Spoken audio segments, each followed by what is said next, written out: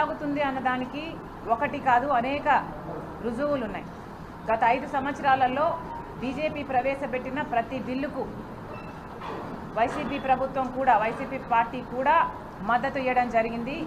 ఆఖరికి మణిపూర్ ఘటన క్రైస్తవుల ఊచకోత జరిగిన ఆ ఘటనలో కూడా నో కాన్ఫిడెన్స్ మోషన్ పెడితే బీజేపీ ప్రభుత్వమే నిలబడాలి అని తెలుగుదేశం పార్టీతో సహా జగన్మోహన్ రెడ్డి గారి వైసీపీ పార్టీ కూడా బీజేపీ పార్టీకే మద్దతు ఇచ్చింది. ఒక్క బిల్లు కాదు అనేక సందర్భాలలో గత 5 సంవత్సరాలుగా ఏ బీజేపీ పార్టీ అయితే ముస్లింల రిజర్వేషన్ 4% తీసేస్తామని చెప్తుందో మత కల్లోలాలు సృష్టిస్తుందో అదే బీజేపీ పార్టీకి జగన్మోహన్ రెడ్డి గారు Telugu Desam party YCP party Telugu Desam party ఇద్దరు 2 పార్టీలు బీజేపీ పార్టీకే మద్దతు ఇచ్చాయి.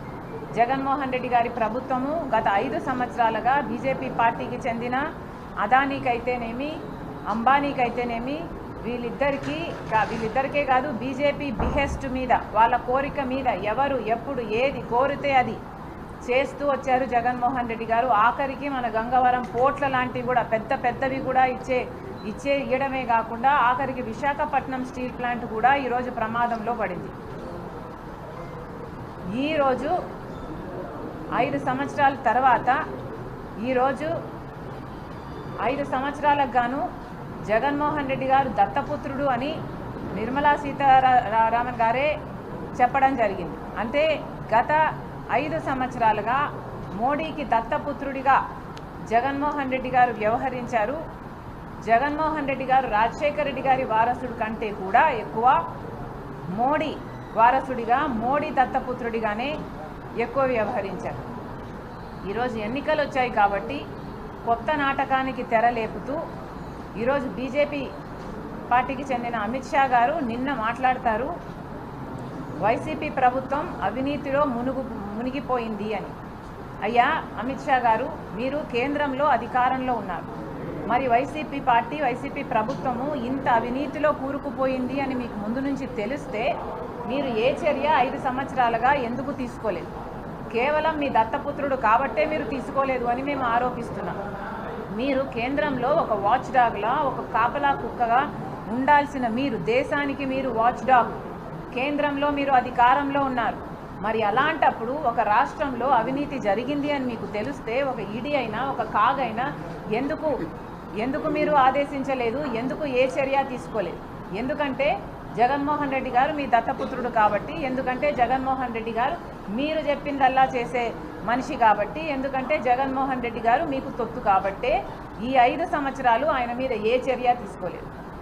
ఈరోజు మాట్లాడుతున్నారు అవినీతిలో కూరుకుపోయింది అని. ఈరోజేదో వైరం ఉన్నట్టు మాట్లాడుతున్నారు అంటే అది కేవలం మైనారిటీల ఓటు బ్యాంకు వైసీపీకి చెక్కు చెదరకుండా ఉండాలి. వైసీపీకి వచ్చే ఓట్లు వైసీపీకి రావాలి, వైసీపీకి వచ్చే ఎంపీలు వైసీపీకి రావాలి. టీడీపీ ఎంపీలు ఎలాగో బీజేపీ పార్టీ అలయన్స్లో ఉన్నారు, అటు చంద్రబాబు గారిని ఇటు వైసీపీని ఇద్దరు పార్టీని కలుపుకుపోవాలి అన్నది బీజేపీ ఉద్దేశం అన్నది ప్రజలందరికీ చాలా తేట తెల్లమయ్యేటట్టు నిన్న వ్యవహరించడం జరిగింది. అమిత్ షా గారు మాట్లాడుతున్నారు పోలవరం ప్రాజెక్టుని 2 సంవత్సరాలలో పూర్తి చేస్తారంట. మిస్ సిగ్గుగా ఎలా మాట్లాడగలుగుతున్నారు ఈ మాటలను అడుగుతున్నాం. 10 సంవత్సరాలైంది ఆంధ్ర రాష్ట్రానికి బీజేపీ పార్టీ ద్రోహం చేయబట్టి 10 సంవత్సరాలైంది. ఈరోజు మాట్లాడుతున్నారే తిరుపతి వెంకటేశ్వర స్వామి ని కాపాడుకోవడం కోసము, గుడిని కాపాడుకోవడం కోసము మీరు అలయన్స్ పెట్టుకున్నారు అని. అదే తిరుపతిలో మోడీ గారు 10 సంవత్సరాల కింద వచ్చి ఎన్నికలకు ముందు వచ్చి మేము ప్రత్యేక హోదా 10 సంవత్సరాలు ఇస్తాము అని మాటిచ్చి వెళ్ళాడు. 10 సంవత్సరాలుగా 1 సంవత్సరం కూడా ప్రత్యేక హోదా ఇవ్వలేదు ఆంధ్ర రాష్ట్రానికి బీజేపీ పార్టీ. 10 సంవత్సరాలుగా ఒక్క హామీ కూడా, ఒక ప్రత్యేక హోదా అయితేనేమి, పోలవరం ప్రాజెక్ట్ అయితేనేమి, రాజధానికి నిధులు అయితేనేమి, కడప స్టీల్ ఫ్యాక్టరీ అయితేనేమి, దుగ్గరాజపట్నం పోర్ట్ అయితేనేమి, అటు నార్త్కు ఇటు రాయలసీమకి స్పెషల్ ఎకనామిక్ ప్యాకేజీలు అయితేనేమి, స్పెషల్ రైల్వే జోన్ అయితేనేమి, ఒక్కటంటే ఒక్క వాగ్దానం కూడా బీజేపీ పార్టీ 10 సంవత్సరాలుగా నిలబెట్టుకోలేదు. ఒక్క రకంగా కూడా ఆంధ్ర రాష్ట్రానికి మేలు చేయలేదు. మీరు కేంద్రంలో మీరు అధికారంలోకి రావడానికి ఎన్ని వాగ్దానాలు చేశారు? 2 కోట్ల ఉద్యోగాలు ఇస్తామన్నారు. అంటే సంవత్సరానికి 2 కోట్లు అంటే 10 సంవత్సరాలు మీరు అధికారంలో ఉన్నారు, 20 కోట్ల ఉద్యోగాలు మీరు ఇవ్వాల్సి ఉండింది.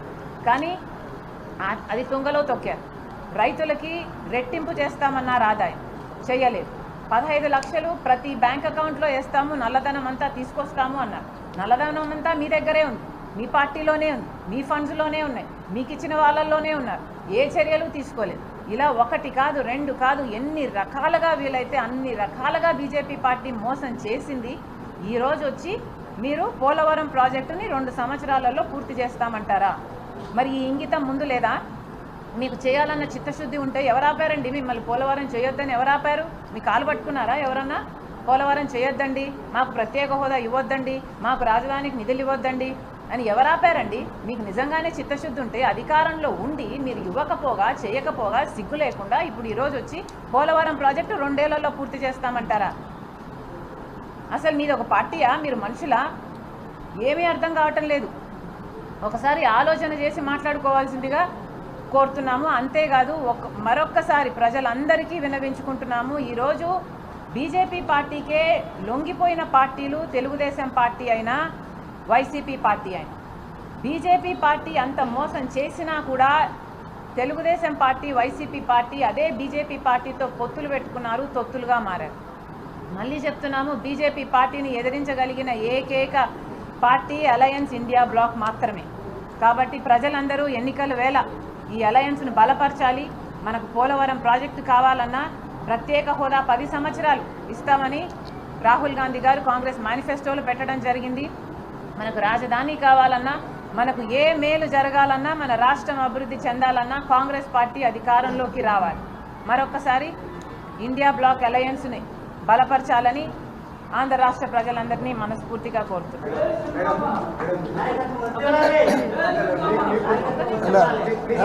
ఒక్క నిమిషం బ్రదర్, మేము మాట్లాడినాక బ్రదర్. Okay brother,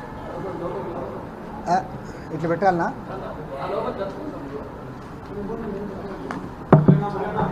Gracias.